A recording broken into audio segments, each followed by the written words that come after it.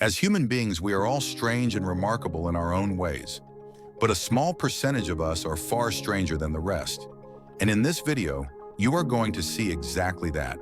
From conjoined twins who survived the impossible to a girl whose face left people bewildered. These are the 15 extremely bizarre people in the world. People who shouldn't exist, but do. Let's start this countdown with number 15, Madison. Is that a human? That's what people ask when they see her, and it hits hard every time. Madison has a vascular condition that reshaped her face and altered her speech, but it never dimmed her spirit. When people stare, she waves.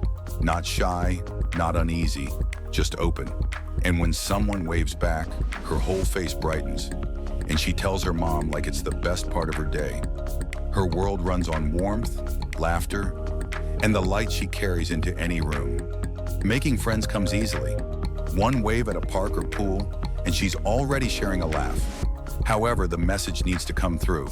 Words, signs, drawings, her tablet. It does.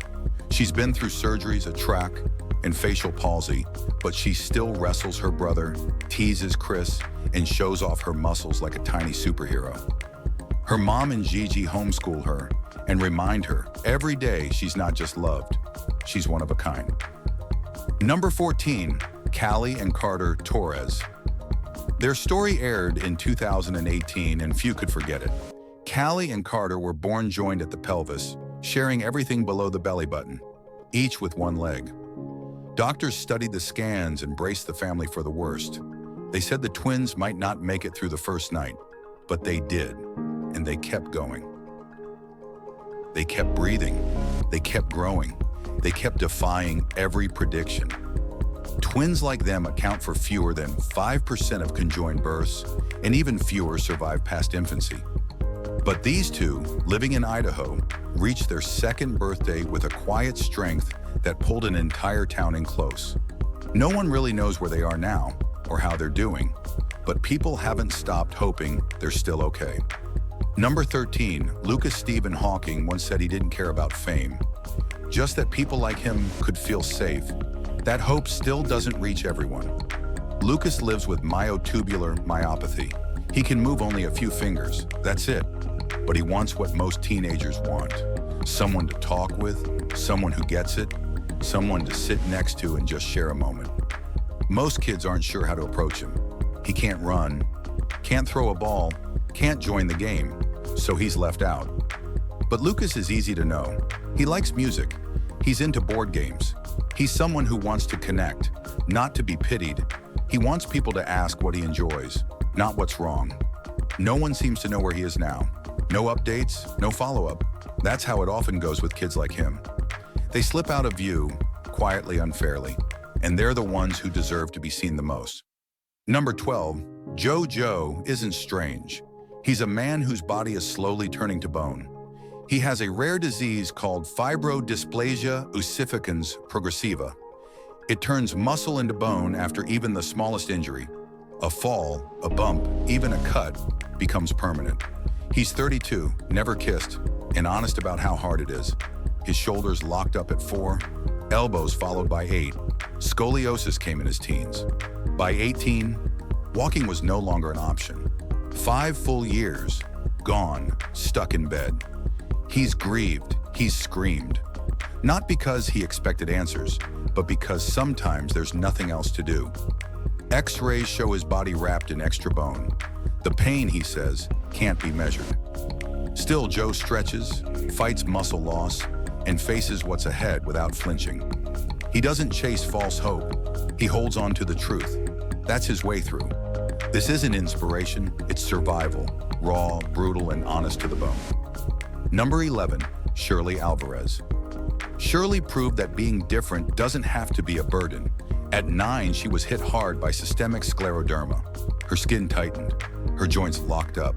In just a few months, she went from walking with help to relying on a wheelchair. Life in Queens became her battleground. She didn't disappear. She built a presence. She created the tragic doll, not to hide behind, but to show what this illness feels like. Delicate, fierce, elegant, painful. Her style, her makeup, her whole image tell the story without saying a word. People stop and stare when they see her roll by in a full doll-like aesthetic. But now that look belongs to her. The stare doesn't control her anymore. She owns it. She took the diagnosis and made it into identity, expression, something she commands. Shirley didn't choose a scleroderma, but she did choose what kind of woman she'd be. Number 10, the man with a horn. In 2019, a 74-year-old farmer named Sham Lal Yadav from Madhya Pradesh gained global attention after something strange began forming on his head. It was a horn-like growth, and yes, it was real. Over time, it hardened into a 4-inch cone that his barber would casually trim now and then. As it thickened, Yadav eventually went to Bagyodai Tirth Hospital to find out what it was. Scans showed it hadn't reached the skull, so surgeons removed it and sent it for testing. The growth turned out to be a cutaneous horn, a rare keratin buildup, the same material found in nails and hair. These odd cone shapes tend to appear on the scalp, face, or hands of older adults, especially those with prolonged sun exposure. The horn itself isn't usually dangerous, but the skin beneath it can be. Around 20% are cancerous, 23% come from precancerous cells, and the rest are benign. Yadav's case was harmless, but still one of the rarest ever seen. Number 9, Jabari life doesn't start easily for everyone. While most children spend their first years playing or exploring, Jabari spent his fighting to stay alive. He was born without skin, something so rare that even veteran doctors had never seen it. Nobody thought he'd make it, but he did. Slowly, painfully, with lab-grown grafts and constant care, he pushed through what most couldn't imagine. Now he's 6. He's behind in a few things, but he's bright, cheerful, and curious. His mother hopes people will look past how he moves or looks and notice who he is, a joyful boy who loves to laugh. She wants them to stop staring and start seeing the life in him. To Jabari, he's not some rare case. He's a kid, and more than anything, he wants to be treated like one. After all he's endured, few deserve that simple kindness more than he does. Number 8, Callie Renfro. Callie Renfro has the kind of smile that softens even the hardest mood. Born in Florida with a rare condition called megalencephaly, her head and brain grew much larger than normal, but the heart behind that smile grew even more. She faces frequent seizures and major developmental hurdles. Still, she wakes up each day with a spirit that never fades. Her mother, Charlotte, refuses to let anyone define her daughter by a diagnosis. When cruel comments show up online, she answers them with grace, reminding everyone that Katie isn't a curiosity, she's a person. Millions have followed her journey across social media, drawn in by her energy and resilience. Her story isn't about labels or rare conditions, it's about the strength to keep showing up with joy. Katie doesn't fit society's idea of beauty or ability, and she doesn't need to. What she offers is something deeper, the courage to shine exactly as she is. Number 7, Cesily. If Katie made you pause, Cesily might stop you altogether. Diagnosed with SMA type 1 at just 6 months old, doctors told her family she wouldn't live to see her first birthday. She's now 26, still sharp, still vibrant. Her voice comes through a Dynavox, a speech device. It takes time to type what she wants to say, but what she says is always worth it. Her parents describe her as clever, strong-willed, and full of love. She spends her time taking beach trips, snapping selfies, doing her nails, scrolling online, and imagining the kind of relationship she knows she deserves.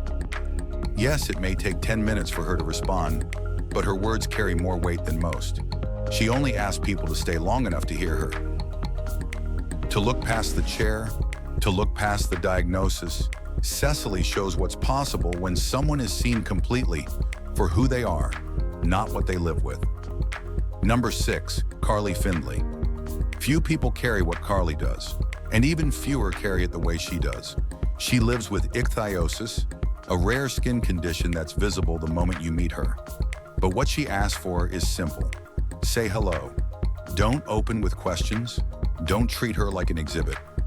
Carly didn't always see herself as disabled. She'd been taught that the word meant damaged, sad, or helpless. It took years for her to understand that being disabled wasn't something to hide. It was something to claim. Today, she writes, speaks, and advocates to shift the conversation around disability.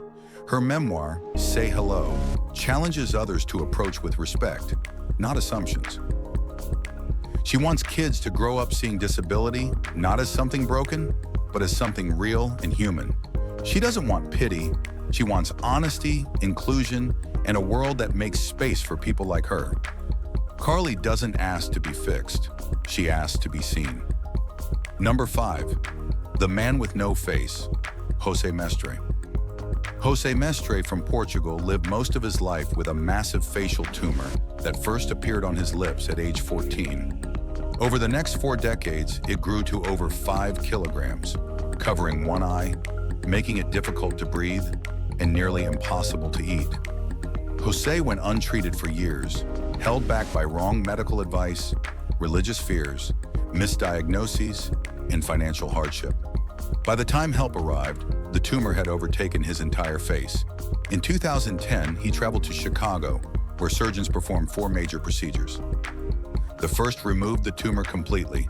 The others focused on rebuilding his face. It succeeded. For the first time in 40 years, Jose could breathe freely, sleep peacefully, and eat without effort. He returned to Lisbon with a changed face and a renewed life.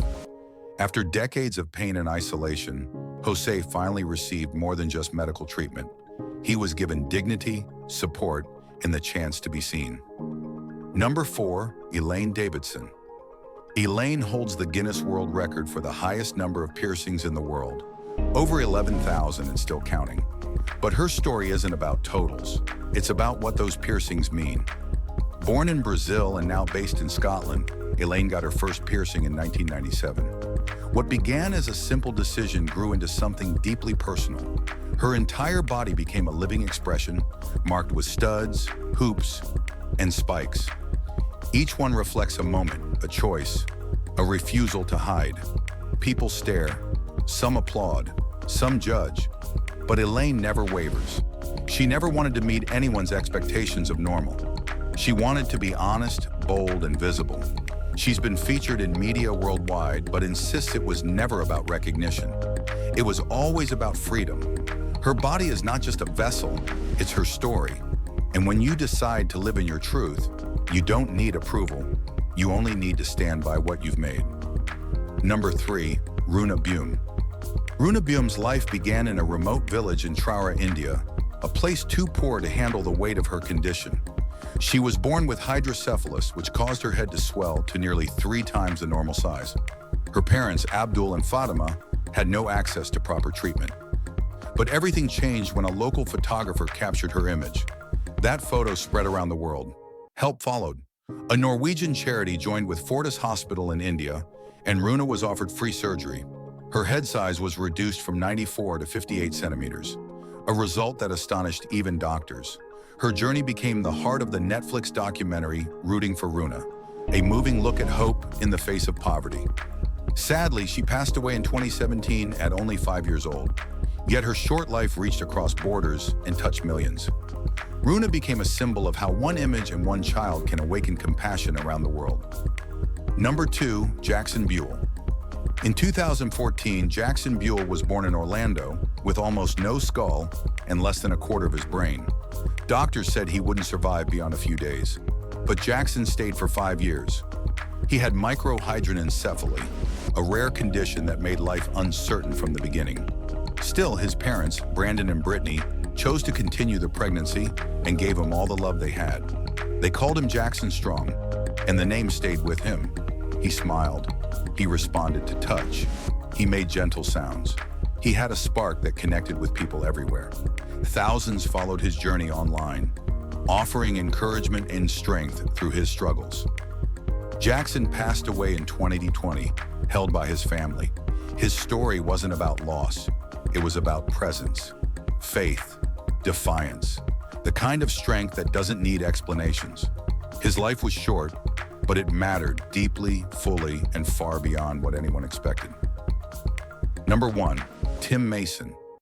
Tim Mason lost both legs and one arm due to radiation his mother was exposed to during the 1986 Chernobyl disaster. Abandoned as a newborn in a Moscow orphanage, few believed he'd ever be adopted. But at 3 years old, he was brought to the United States by Virginia Mason, who became his mother.